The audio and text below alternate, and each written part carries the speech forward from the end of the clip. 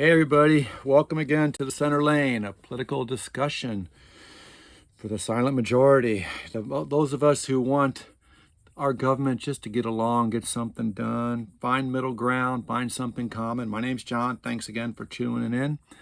I thought today, you know what's on the news. I go ahead and make a few comments, leave a couple, hope for some comments back from y'all. Trump indictment number 3. Here we go. What happened on January 6, 2020? Well, I think most of us already know, because if you had a TV and if you're on this planet, you probably tuned in at some point and kind of saw what was going on. For me, that was a kind of a, it's funny. I mean, you know what? It was a sad day, obviously, and it was disturbing, but I felt embarrassed.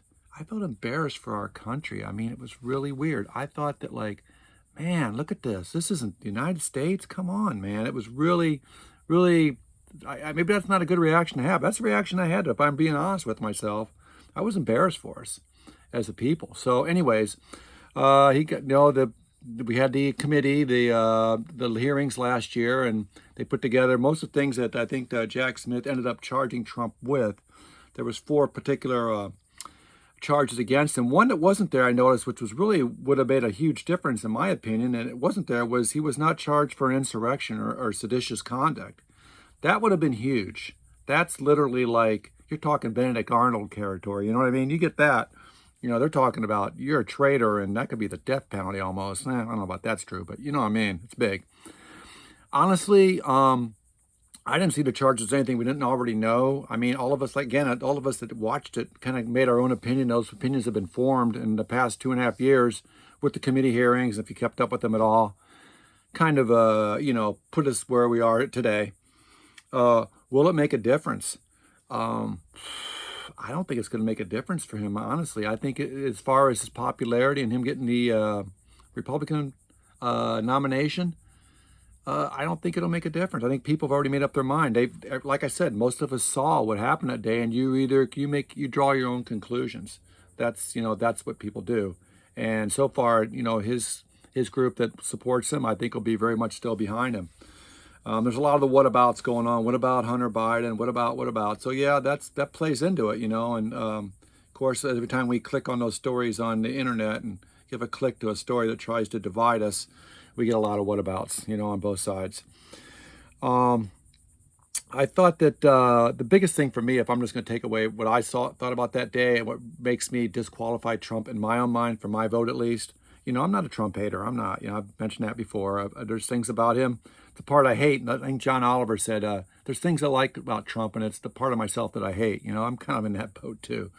Some things about him I like. I can't help it, but I wouldn't vote for him. And what really disqualified me was that 187 minutes he sat on his hands and did nothing that day.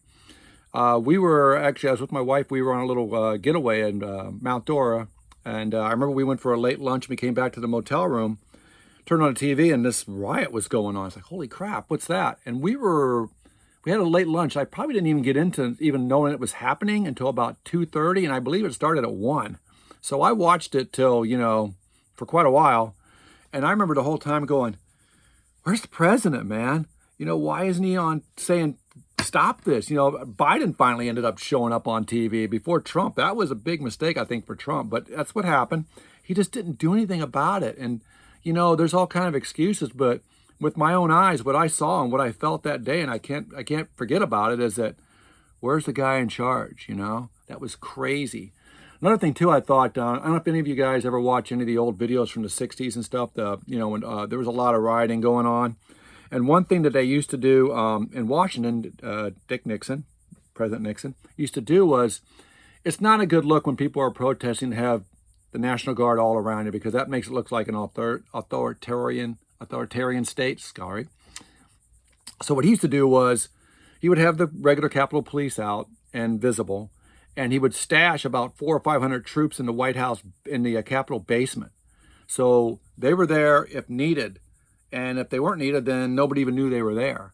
So, hey, how about that for an idea for security in these types of situations where you feel like something could potentially go really bad, like it did that day, and we were ill prepared? That's another whole issue.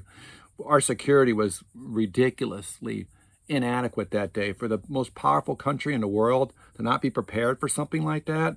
I mean, these guys attacked the Capitol. They were totally out of out of place, but it's mostly with sticks and stones. Come on, man.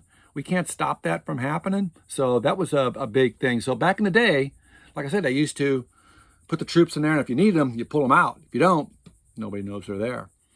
I think that's a free one for you guys up there in the DC to learn from your history, man. We've been through this before, man. Things were crazy back in the '60s. This is you gotta see what if you really start watching some videos and stuff on some of the stuff, it's like, oh my God, people were getting assassinated. It was just crazy. So, anyways, enough of that. We went through a terrible day that day. If the Republicans really wanted to shed Trump at the time, they should have impeached him for that and voted him out because he couldn't run now. But now he can. And here's where we are today, where we got Trump and we got Biden. So this is we made our table. Now we got to sit down and eat, Let's see. What else was I going to talk about? Oh, I did, in the verse of all this, I've been kind of like checking out other people's opinions on the right and left side. And I went to a couple of, I guess you'd call them more on the right type of broadcasters. And they had some interesting takes on what happened with this latest indictment. I thought was interesting and worth mentioning. Bill O'Reilly, I thought was interesting. He thinks that Trump will probably take a lesser plea deal and make this all go away. That could happen. I thought that was an interesting take. He also says that he thinks that Biden will definitely not be the nominee because he's going to pass the baton at the first of the year. He mentioned Michelle Obama as the likely person to take his place. I don't think I see that coming. I don't know. I mean, I guess it's possible. But what experience does she have other than she's Michelle Obama? I know she's, I respect her. She's a lawyer. She's smart. But, I don't understand how she would be, we get so much into celebrity in this country. And that's another problem for us people in the middle of the road are going, what the heck's going on, man? We got Trump, who's a celebrity. We got, they want to put Oprah in charge of Feinstein, Senator Feinstein's place. They're going to put Oprah there. They're talking about Michelle Obama for president. I haven't heard somebody say Meghan Markle. It's like, all right, now we're getting into crazy time here. That's this crazy train going, right? Meghan Markle is not going to be a president. At least I don't think. Who knows? But anyways, so that was an interesting take from Bill O'Reilly. I thought Richard Lowry from the National Review had some good comments. He again kind of agrees with what I'm thinking is, Trump's is not hurting him and is standing amongst his people. And he makes a really good point. He goes, you know what? Nothing for nothing. Trump could still win the presidency. And as hard as that is to believe, there's a chance. And we have to be prepared for that. So we'll see how that goes. And then I watched Megyn Kelly, and she said a couple of interesting things too. She said, Trump didn't invent having to fake electors. Actually, Hillary Clinton and was it 16? Well, they were talking about her doing something like that because they could not believe that she lost because she had won by the popular vote. And there was a lot of talk about using fake electors for her. So she didn't take it to the degree Trump did. Nobody has. He's taken things to way beyond what we've seen before. She made a couple of things I thought were a little bit of a cop-out. Trump was listening to his attorneys at the time, and they gave him some bad advice, and we didn't know that, John Eastman and Sidney Powell were actually crazy at the time. It's like, I remember that, and I think we do know that they were pretty crazy at the time. They were, especially that Sidney Powell. Come on. She was a nut job. So that's a little bit of a cop-out, but she made some good points. It's like, and she also thinks that Trump's in trouble because it's in D.C., can't get a fair trial, etc. And that could possibly be. At the end of the day, what I think is going to happen is, and I don't know, and I'd like to hear what you guys think, is I don't think it's going to stop him from getting the nomination. I don't think, even if he is found guilty, and depending on what happens after the election itself, if he loses, let's say he loses, and then he's found guilty and he's sentenced, I think Biden will pardon him. I do. Nobody's going to want to see a sitting president in jail. Now, if he wins, he's going to, of course, pardon himself or try to. He can do that with the federal charges, but not the state ones. This thing in Georgia happens. That's state charges. That's going to be a problem. And plus the hush money thing is state too, but I don't think that's going to be a big deal for him. So those are a couple things. Those are a couple outcomes that could be out there, and we'll have to wait and see what happens. But I'd like to get your guys' take on what you think about it. It's interesting. I don't think that I really, CNN, some of the other guys, oh, this is huge, this is big. I go, I'm thinking it's not, it is big, but it's not what we haven't already been seeing for the past 2.5 years, it just isn't. And I don't think it's going to move the needle that much, but we'll see. I could be wrong about that too. So Anyways, I'd love to hear your thoughts on that. It's kind of a dark day. Obviously, you don't want to see anybody, somebody running for president being in, and going and getting a mugshot again, yet again today, I guess it is. But it's where we're at today. It's it's the world. It's the we live in. I'd love to see how the history looks at this 50 years, 100 years down the road, because it's very interesting when we look back in the past and when we kind of determine, historians kind of determine how we were or whatever.